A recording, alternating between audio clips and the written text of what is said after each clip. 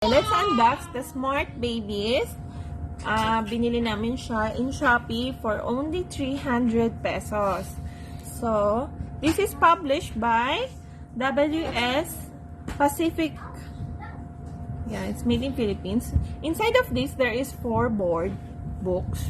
So, the 1, 2, 3, the ABC, the animals, the shape, and colors. So, let's see what's inside. Okay.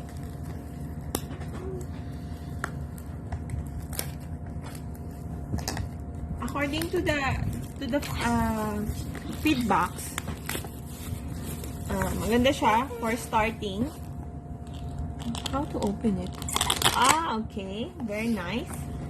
Oh, excited to baby, no? So, here's the 4 board books. So, let's see the 1, 2, 3. Okay. It's board. So, ano siya?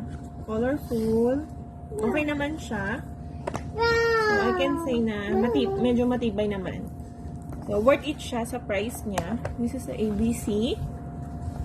So, yeah. Different, maganda yung pagka-print. Okay, okay naman siya. Okay naman siya. Ayan. So, strong naman yung board. So, this is the shapes and colors. Okay, that's great. This circle is red. A circle is round.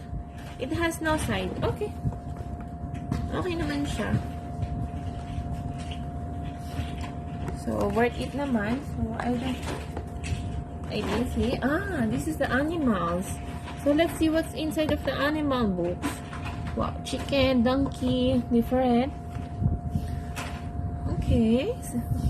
Sea, jungle, home, sky. Okay. So, in that case, the 4 books, I can say na worth it siya sa magi-start pa lang mag-schooling. I mean, hindi lang schooling, basta for 1 year old, para, look Aliana, my daughter. See? She's very interested because of the colors and the pictures. So, all I can say is thank you, Shopee, again. Bye.